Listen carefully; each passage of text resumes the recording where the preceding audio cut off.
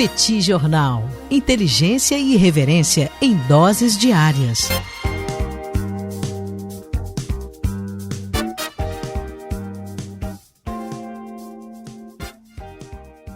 Olá, gente. Bem-vindos, bem-vindas ao Petit Jornal. Esse é o bate-papo número 874. Estamos gravando numa live no YouTube do Petit Jornal. São exatamente 21 horas e 21 minutos da quarta-feira, 18 de junho de 2025. Cá está a dupla de costume, a dupla que você conhece de cor. Tanguy, o Bagdadi, animado, contente, preparado, revigorado, resiliente, retumbante, descansado e tarifado para mais um episódio do Petit Jornal. E Daniel Souza aqui, esse que vos fala. Ao longo dos próximos minutos, vamos repercutir os principais acontecimentos internacionais das últimas horas. Acontecimentos internacionais que estão uma loucura, hein, Tanguy? Pô, é um rolê aleatório atrás de um rolê aleatório. A gente já não sabe mais o que está acontecendo, quem está no comando, quem está realmente organizando essa bagunça. O fato é que temos tido dias muito intensos, se é que podemos definir dessa forma. Tudo bem? Vamos nessa? Tudo bem, Daniel Souza? Vamos lá para esse bate-papo 874 para mais um dia de loucura, mais uma insanidade dia. Prazer estar aqui, Daniel, mais uma vez, com os nossos ouvintes, né, pessoal que nos acompanha, tanto nessa live aqui que a gente faz no YouTube, de onde, aliás, sai a gravação, que o pessoal acompanha também no podcast. Daniel, eu queria começar com alguns fatos do dia de hoje, naturalmente ligados ao que está acontecendo entre Irã e Israel, né? Aquilo que já vai completar daqui a pouco uma semana, né, Daniel, desde que Israel iniciou os ataques contra o Irã. Quem apareceu hoje, isso eu acho que foi pressão do Petit Jornal, viu, Daniel? Ontem a gente falou assim, pô, a Rússia tá meio sumida, né? A Rússia tá aí, negócio meio discreto e tal, e hoje Vladimir Putin apareceu e disse que avisou, né, que Israel e Estados Unidos não devem atingir qualquer instalação onde haja russos trabalhando, em especial na instalação nuclear iraniana de Bushehr, que foi construída pela estatal russa, a Rosatom. Segundo ele, há cerca de 200 russos trabalhando por lá e é melhor ficar longe. Fica ligado aí, não é para ficar atacando Bushehr, porque pode machucar algum russo. Se machucar russo, Putin pode ficar chateado e isso pode levar a consequências. O Putin também garantiu, Daniel, que as instalações subterrâneas iranianas, instalações nucleares subterrâneas do Irã, seguem intactas. Não mexeu nada, não mexeu uma palha, não derrubou um copinho de café e que a Rússia vai seguir trabalhando no programa nuclear dos iranianos, sempre falando aqui programa nuclear para fins civis, não estou sabendo de bomba nuclear, não sei de nada disso, mas que a Rússia não tem nenhum motivo para interromper qualquer tipo de cooperação com os iranianos. Repetindo, não é para atacar a instalação nuclear de Bushehr, porque tem russos lá, fiquem atentos. E ele disse também, Daniel, que os ataques israelenses ao Irã ajudam a consolidar a sociedade iraniana em torno do governo. Tá? Então, que é um efeito que a gente já viu outras vezes, né, Daniel? Que muitas vezes você tem um ataque contra o governo, um governo que muitas vezes é, inclusive, malquisto, não é muito popular, o pessoal reclama e tudo, mas na hora que vem um ataque como esse, né, na hora que vem um ataque externo, né, com agressividade, muitas vezes as pessoas, inclusive, começam a abraçar um governo que era impopular até aquele momento. E aí, o Trump também, né, narrou um pouco da conversa que ele teve com Putin esses dias, e segundo o Trump, né, Donald Trump, teria falado, o Putin falou para ele, olha, eu posso te ajudar na mediação, e que o Trump teria dito, não quero que você me ajude, media você. Vai você. Nasci para ver, Daniel, vivi para ver, Daniel, os Estados Unidos dizendo que não, deixa a Rússia mediar, deixa a Rússia assumir a dianteira, mas essa é a participação de Vladimir Putin no dia de hoje, Daniel, depois de alguns dias, sem a gente ouvir falar muito sobre ele. Outra coisa que me chamou a atenção, Daniel, foi que apareceu um camarada chamado Reza Ciro Parlev, de 64 anos, que é ninguém menos do que filho do último Shah do Irã, né, o Reza Parlev. Shah, Daniel, só para a gente lembrar, é um título de realeza, né, como se fosse uma monarca dos persas. Né? Então a gente teve, de fato, o governo do Shah Reza Parlev, que foi derrubado pela Revolução de 1979. Ele, no dia de ontem, Daniel, na terça-feira, dia 17, ele convocou o povo iraniano a realizar uma revolta e afirmou que a República Islâmica está passando por um colapso e que, portanto, tem que ser restabelecida a ordem com o governo nacional, democrático e de maneira absolutamente pensando no povo, se colocou à disposição para governar o país. Então, se cair aí esse regime dos ayatolás, ele, Ciro Reza Parlev, que mora nos Estados Unidos desde que o pai foi derrubado, está disposto aí, Daniel, de maneira muito bondosa a assumir o poder. Tá na beira do gramado aquecendo, né, Tanguy, o filho do chá, tentando ali uma oportunidade. Agora, o que me chama a atenção é que ele falou sobre democracia. E digamos que o regime do chá não era exatamente democrático. Você tinha ali restrições políticas severas, você tinha porões no regime do chá, você não tinha liberdade política. É bem verdade que no regime dos ayatolás, além de não ter liberdade política, você passou a não ter liberdade também em questões relacionadas a comportamento e outras situações, mas, claro, ele está vislumbrando ali uma oportunidade, não me parece que seja o cenário mais provável no atual momento, mas uma oportunidade de, quem sabe, talvez, eventualmente, ser chamado e retornar a Teherã nos braços do povo. E aí, Daniel, outra pessoa que eu quero falar, eu tô meio cansado dele, viu, Daniel? O tal do Donald, né? Donald Trump. Tô cansado dele, Daniel. Cansei já. Ele assumiu tem pouco tempo, ele assumiu em janeiro, a gente tá em junho, né? Tem 5 meses de governo. Aí hoje, Daniel, foi falar com a imprensa e perguntou, os Estados Unidos perguntaram, né? Os Estados Unidos vão atacar as instalações nucleares iranianas? E a resposta dele foi, posso atacar? Posso não atacar? Ninguém sabe o que eu vou fazer. Cara, então não responde, sabe? Fica essa coisa de eu quero manter uma ambiguidade, ninguém sabe o que eu vou fazer, pra onde que eu vou, pra onde que eu tô olhando e tal. Então, não acrescentou nada, tá? Não acrescentou nada, voltou a dizer que existe a possibilidade de matar o Ayatollah, o Khamenei, né? O Ali Khamenei, o líder supremo do Irã, ou não também, eu sei onde é que ele tá, eu posso matá-lo, posso não matá-lo também e tal. E quem apareceu hoje, Daniel, numa declaração foi o Ali Khamenei, né? Ele não apareceu na televisão nem nada, mas rejeitou a possibilidade de uma rendição incondicional, foi algo que o Trump pediu, a gente falou sobre isso nos últimos dias, o Trump disse que espera uma rendição incondicional e disse que a nação iraniana não pode ser subjugada. Ele recorreu muito à honra histórica, né, ao orgulho histórico do povo iraniano. De fato, Daniel, os persas, né, quando a gente fala sobre o Império Persa, é um povo, de fato, guerreiro, tá muito acostumado a passar por guerras, por conflitos, por atritos e tal. Então disse, olha, não adianta tentar encostar o Irã contra a parede, pressionar e tal, achando que o Irã vai quebrar, porque o povo iraniano já mostrou que isso não vai acontecer e advertiu que qualquer intervenção militar dos Estados Unidos levaria a danos irreparáveis. Israel também, no dia de hoje, aparentemente está fazendo pressão, isso não é exatamente uma surpresa, mas Israel está fazendo pressão para que os Estados Unidos utilizem aquelas bombas anti-bunker, né, basicamente para atingir as instalações subterrâneas do Irã, para ajudar a dizimar, né, acabar com mais rapidez com o programa nuclear do Irã. E uma última coisa, Daniel, no dia de hoje também saiu a informação de que os ministros das relações exteriores da Alemanha, da França e do Reino Unido vão se reunir na próxima sexta-feira, dia 20, né? A gente está gravando esse episódio aqui na quarta, né? Então, depois de amanhã, devem se reunir com o chanceler iraniano em Genebra, exatamente para falar sobre o programa nuclear, sobre as ações, sobre o que está acontecendo, no momento no qual a questão nuclear iraniana voltou com tudo para a pauta, era um tema que vinha sendo discutido, mas um dia depois de o chanceler alemão, né, que é o equivalente ao primeiro-ministro alemão, o Merz, né, o Friedrich Merz, dizer que Israel está fazendo trabalho sujo por todos nós teremos uma reunião entre ministros das relações exteriores de Alemanha, França e Reino Unido em Genebra. Não sei se teremos muitas informações sobre o que vai ser discutido, o que vai ser conversado, mas estou bastante curioso para saber o que vai sair dessa conversa, Daniel. Tanguy, no dia de hoje, nós tivemos a Super Quarta, né, a Super Quarta, onde há movimentações tanto do Banco Central dos Estados Unidos quanto do Banco Central brasileiro.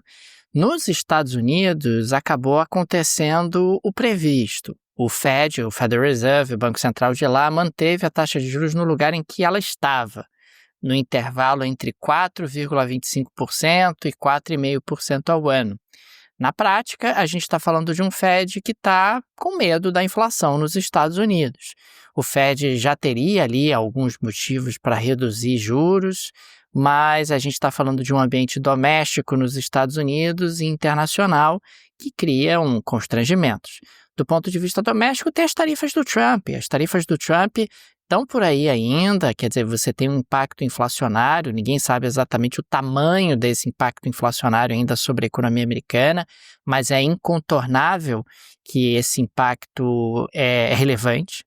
E do ponto de vista internacional, temos aí um ambiente absolutamente conflagrado de incerteza, um ambiente de imprevisibilidade, e os manuais da prudência em economia sugerem que em situações como essa, espera um pouco mais, vê se você vai ter um cenário um pouco mais claro na próxima reunião do Fed, e aí você poderá reduzir a taxa de juro um pouco mais para frente. Aqui no Brasil, Tanguy, tivemos uma decisão que havia um racha, né? Havia gente que achava que o Banco Central ia manter a taxa Selic onde estava, havia gente que achava que o Banco Central ia aumentar a Selic, e ele aumentou. Né? A Selic no Brasil subiu 0,25% e alcançou os inacreditáveis 15% ao ano. Né? É a maior taxa Selic desde maio de 2006. É a 7ª elevação da taxa Selic em sequência, a 7ª elevação consecutiva da taxa Selic desde setembro de 2024. E a justificativa para isso acaba sendo também um problema inflacionário no Brasil. O Brasil tem aí um problema inflacionário que está relacionado à conjuntura internacional, mas também tem alguns aspectos domésticos que contribuem para a pressão inflacionária por aqui. De qualquer maneira, você teve o Banco Central Brasileiro mexendo essa Selic, e esse é um elemento que ajuda a explicar um pouco a queda do dólar por aqui. É interessante porque o dólar está caindo ao redor do mundo e ele está caindo no Brasil também.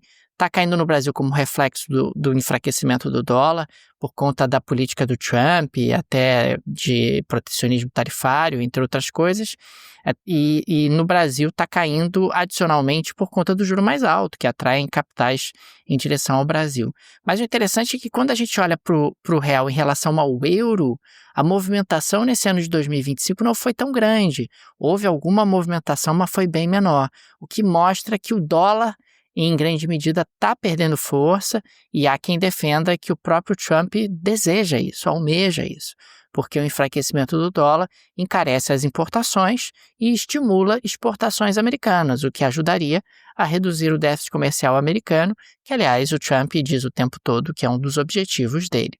De qualquer forma, Tanguy, é importante observar esse cenário porque juros elevados, um juro nos Estados Unidos que não cai e um juro mais alto no Brasil, acabam tornando a economia mais lenta, desacelerando as expectativas de crescimento econômico tanto lá fora quanto aqui dentro.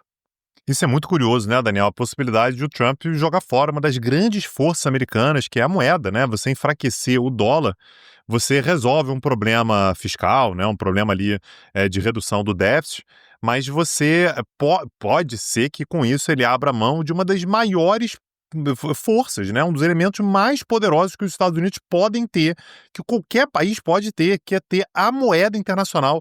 Ela só é emitida por você. Isso é realmente algo que me impressiona, né? Me parece uma postura meio míope do lado dos Estados Unidos, né? Enfim, eu acho difícil que qualquer um que queira construir uma força como essa consiga. Não é algo que você faz de uma hora para outra, né? É uma conjuntura histórica que te coloca nessa posição, e você abrir mão disso por conta de déficit comercial realmente me parece algo bastante estranho do ponto de vista da estratégia de uma potência como os Estados Unidos. O dólar consolidou a sua hegemonia depois de Bretton Woods, dentro de um contexto onde os Estados Unidos eram os grandes vencedores da Segunda Guerra Mundial e o dólar tinha lastro em ouro. Quer dizer, uma coisa absolutamente singular e que não se repetirá. Foi isso que permitiu aos Estados Unidos ter a moeda hegemônica, que, bem ou mal, ela não é tão hegemônica como já foi, é verdade, mas ainda é a principal referência do sistema internacional. E um dos elementos fundamentais para a hegemonia é que a moeda preserve o seu valor, preserve o seu poder de compra. Porque uma das características da moeda hegemônica é reserva de valor. Quer dizer, você vai entesourar o teu patrimônio nessa moeda, porque essa é a moeda mais confiável do planeta. Mas se você está entesourando o seu patrimônio nessa moeda e essa moeda se desvaloriza, você começa a pensar, bom, talvez seja o momento de eu buscar uma diversificação, de eu entesourar o meu patrimônio em outras moedas, e isso acaba sendo um elemento de fragilização da hegemonia do dólar. Tudo isso, Daniel, mexe com a economia de todo mundo todo, né? Literalmente, isso mexe muito também com o seu dinheiro. É por isso que você precisa de alguém para te ajudar a fazer uma boa carteira de investimentos, uma boa administração, e com isso a gente indica, portanto, os nossos parceiros da Rio Claro Investimentos, uma gestora de investimentos que pretende, né, que tem o objetivo e tem a capacidade de montar uma carteira de investimentos olhando para os seus objetivos, exatamente para que você não caia nas grandes armadilhas que momentos de grandes transformações como essas que a gente está noticiando todos os dias, falando aqui o tempo todo, trazem para investimentos. Então, aquilo que você quer fazer no futuro importa muito. Converse com a Rio Claro, leve os seus objetivos, que eu tenho certeza que eles vão ter excelentes soluções para vocês. A estratégia de investimentos que a Rio Claro constrói para cada um dos clientes é uma estratégia personalizada para as demandas de cada cliente, e nessa carteira que é montada, podem estar presentes quaisquer ativos financeiros negociados no Brasil ou no mundo, desde que regulamentados pelos órgãos reguladores. Lembrando que a Rio Claro ela acaba oferecendo justamente um trabalho com isenção de conflitos de interesses. A Rio Claro é uma empresa completamente independente e não recebe nenhuma comissão de corretor ou banco. Dessa forma, eles têm liberdade para fazer apenas o que é melhor para o cliente, que é o único objetivo. Fica aqui a nossa recomendação, link no descritivo, cliquem para vocês conhecerem o trabalho da Rio Claro Investimentos. Perfeito. Daniel, eu quero voltar para o cenário da guerra, porque saiu uma notícia hoje, né, no Wall Street Journal, né, um jornal bastante respeitado nos Estados Unidos, fazendo referência a um oficial norte-americano, não identificado, que disse que os estoques de mísseis israelenses, mísseis para defesa antiaérea, estão baixos. Então, segundo essa notícia, Israel está esgotando seus mísseis interceptadores do sistema Arrow. Aliás, o Israel tem um sistema de defesa antiaérea que é bastante diversificado, né? A gente costuma falar muito sobre o domo de ferro, mas é uma conjuntura, né? São vários que somados ali fazem a defesa aérea israelense. Então você tem o domo de ferro, você tem a funda de Davi, você tem o Arrow, e você tem os dois sistemas americanos, né? Que também juntos ali, que são o Patriot e o THAAD, né? E que Israel está sofrendo, está recebendo uma carga tão grande de mísseis iranianos. Estima-se, Daniel, que ao longo dos últimos 6 dias, o Irã tenha enviado mais de 400 mísseis balísticos contra Israel, e de um arsenal que estima-se que seja na casa de 2.000.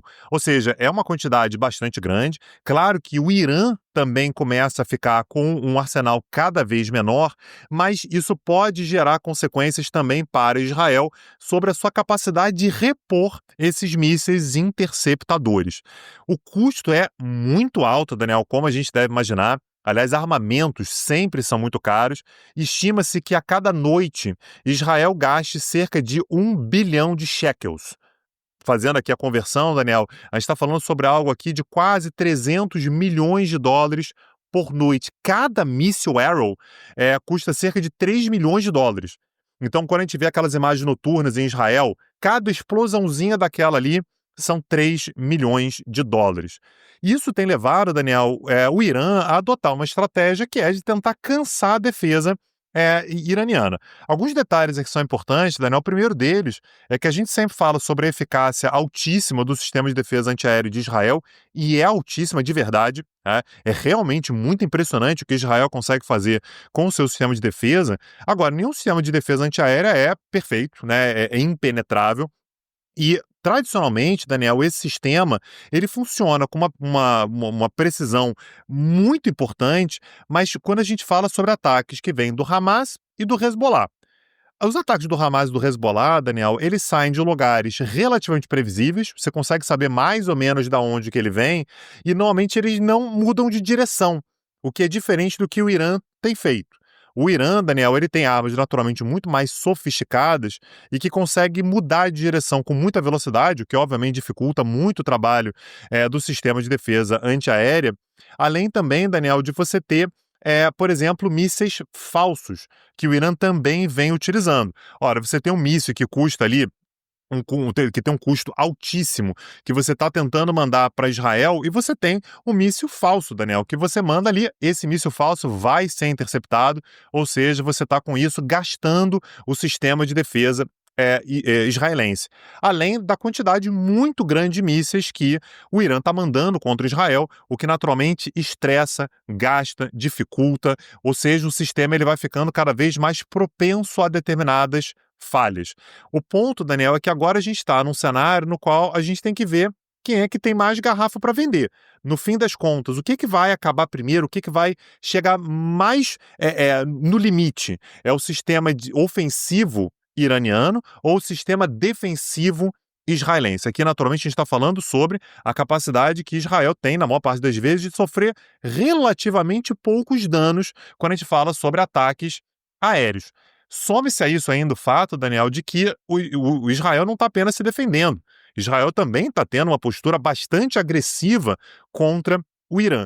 Então, essa é uma discussão que tem sido feita bastante em Israel. Aliás, quero mandar um abraço aqui para o nosso amigo, né, o João Miragaia, o vascaíno lá de Israel, e ele fez uma thread no Twitter outro dia que me chamou bastante atenção. O que ele disse normalmente, Israel tem uma tendência a fazer guerras muito agressivas e curtas, ou então contra inimigos muito menos preparados, como é o caso do Hamas.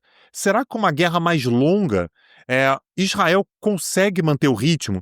E ele chama atenção para o fato de que a população iraniana já vive com sanções, com dificuldades econômicas derivadas das sanções há muito tempo. Será que se você começa a ter determinadas dificuldades com relação à guerra, com relação a dificuldades econômicas, com relação à dificuldade de movimentação em Israel, essa pressão não pode aumentar? Aqui é um modo de perguntas que a gente está fazendo, né, Daniel? A gente não tem respostas para o que vai acontecer, mas é importante a gente colocar alguns desses elementos aí na balança, porque isso pode ser um elemento que pese contra Israel, a despeito de, claramente, Israel tem muito mais tecnologia do que o Irã, mas o Irã é um país maior e mais acostumado a cenários adversos ao longo dos últimos anos, e além do fato, Daniel, de que Israel depende muito e confia muito no seu sistema de defesa antiaéreo, que pode não ser tão perfeito quanto as pessoas às vezes imaginam, exatamente por conta do custo e por conta do estresse que esse sistema vem passando ao longo dos últimos tempos, Daniel. Tanguy, eu quero falar um pouquinho sobre a economia japonesa, né? Foram divulgados os dados das exportações de maio de 2025 e as exportações japonesas caíram 1,7% em comparação anual. Isso não chamou atenção. O que chamou atenção foi que o setor automotivo, que é um setor super importante para a economia japonesa, teve uma queda nas exportações em valor de 24,7%. Exportações automotivas do Japão para os Estados Unidos. E no volume, a queda foi de apenas 3,9%. Ou seja, em valor caiu 24,7%. E em volume, em número de automóveis, caiu apenas 3,9%. O que significa isso? Significa que as montadoras japonesas, por hora, não estão repassando o custo das tarifas para o consumidor americano. Isso é sustentável? É óbvio que não. É uma aposta dessas montadoras para tentar não perder mercado nos Estados Unidos, para tentar ganhar tempo, enquanto o governo japonês eventualmente negocia algum tipo de acordo com Donald Trump.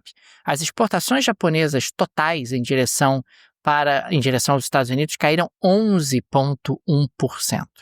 É interessante também destacar que o premier japonês, o Shigeru Ishiba, tentou ali algum tipo de acordo, algum tipo de abordagem com o Donald Trump durante a reunião do G7 e fracassou. Isso acabou trazendo ali reflexos para o Japão.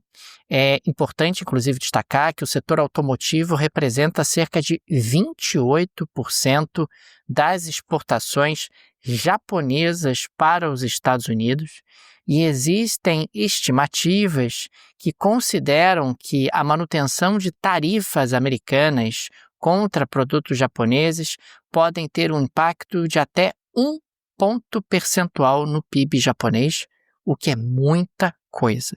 Então, a gente está falando de um país que ainda tem no setor exportador uma relevância muito significativa para a sua economia.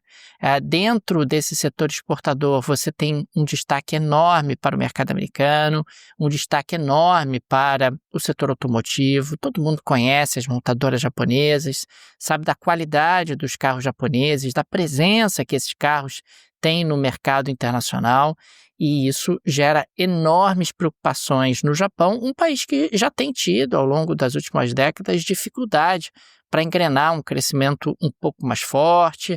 É um país bastante envelhecido, o Japão é o país mais velho do mundo, é um país que tem tido dificuldades também para manter um ritmo inovador que já teve no passado, é um país que continua tendo uma demanda doméstica relativamente pequena em proporção do PIB, enfim, e um governo sob pressão, acima de tudo um governo sob pressão a tentar um acordo de qualquer maneira com o Donald Trump, e dentro de um contexto como esse fica um pouco mais fácil entender por que o Japão está sendo pressionado a dialogar cada vez mais com a China e a dialogar cada vez mais com a Coreia do Sul, países com os quais o Japão tem historicamente dificuldades de dialogar, mas as alternativas para o Japão vão se estreitando. É impressionante como Donald Trump coloca o Japão, que é um parceiro, que é um aliado dos Estados Unidos, super importante, numa situação complicadíssima do ponto de vista econômico, ao mesmo tempo em que tenta ali, argumenta que vai ressuscitar a indústria automobilística americana. De novo, não vai se manter isso, quer dizer, as montadoras japonesas absorvem ali durante algum tempo, tentam de alguma maneira manter os seus automóveis competitivos no mercado americano, mas em algum momento, se o governo japonês não tiver sucesso em um acordo comercial com Trump, isso vai ser repassado para os preços e, eventualmente, o consumidor americano vai ter que pagar mais caro se quiser comprar carros japoneses. Se não, vai comprar carros americanos que provavelmente também ficarão mais caros. Dona Sô, você pode me fazer um favor? Por não. Abrindo a geladeira, na porta ali tem um pote de geleia. Será que você pode pegar esse potinho de geleia para mim e me trazer a geleia da Shakira de hoje? Perfeitamente, Tanguy. Na geleia da Shakira de hoje temos um dos nossos personagens preferidos, Emmanuel Macron. Emmanuel Macron, depois de sofrer ali nas mãos de Giorgia Meloni, aquela revirada de olhos, também sofreu nas mãos do nosso Narendra Modi. O Narendra Modi, Tanguy, que aliás foi convidado para ir para os Estados Unidos e disse, não vou, depois do Canadá não vou para os Estados Unidos. Trump fica aí de namorico com o Paquistão, não quero saber dos Estados Unidos nesse momento. Mas enfim, o Modi foi abraçar o Macron e ele deu a debochada no Macron, Tanguy. E disse para ele assim, o Macron, quer dizer que agora você está fighting on Twitter, né? Que você está brigando no Twitter, Macron. As pessoas riram, Tanguy, do Macron. A provocação faz referência à recente troca de farpas entre Macron e Donald Trump nas redes sociais, né? O Macron sugeriu que Trump teria saído da cúpula para intermediar um cessar-fogo entre Israel e Irã, o que irritou o Trump, porque o Trump agora é valente, o Trump é brabo, o Trump está indo para cima dos ayatollahs. E o Trump disse que o Macron é um caça-fama. Caça-fama, fica querendo o tempo todo, Tanguy, alcançar alguma fama através de uma treta com Donald Trump. E aí o Modi não perdeu a piada, falou, Macron, quer dizer que agora você fighting on Twitter. O Macron, que fase, Macron, que fase, você realmente não dá uma dentro. E no G7 virou passeio o pessoal ali, de alguma forma, tirando uma casquinha do Macron. Ô, Daniel, você lembra, cara, daquela disputa do Macron e do Trump de aperto de mão? O Macron, ele saiu de Paris e falou assim, vou lá encontrar o Trump lá em Washington, né? E o Trump tem muito negócio do aperto de mão, que o aperto de mão tem que ser um aperto, firme, tem que ser um aperto de mão que mostre virilidade, que mostre resolução. E aí o Macron, ele saiu de casa e falou assim, não vou soltar a mão dele. Não vou soltar a mão dele. É uma das cenas mais constrangedoras e longas, porque os dois apertam a mão e aí o Trump ele tenta soltar a mão do Macron e o Macron continua segurando firme.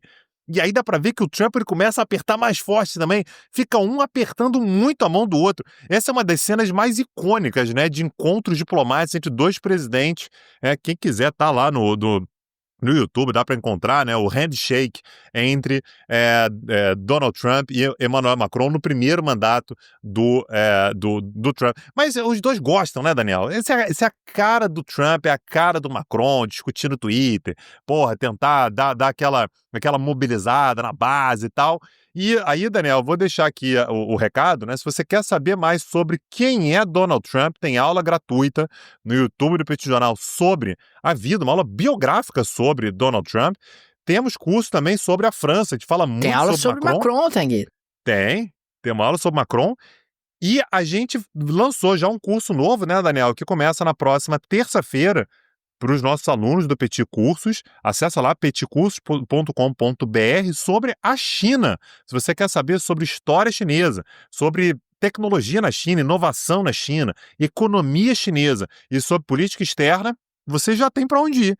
Acessa lá petitcursos.com.br. Tem acesso só a esse curso? Não, você tem acesso a todos os cursos, todas as aulas já gravadas no Petit Curso. Acessa lá, que eu tenho certeza que você não vai se arrepender. Fica aqui também o nosso agradecimento aos apoiadores e apoiadoras do Petit Jornal, vocês que ajudam a manter esse projeto de pé. Fica o nosso carinho, nosso abraço, nosso muito obrigado a cada um de vocês.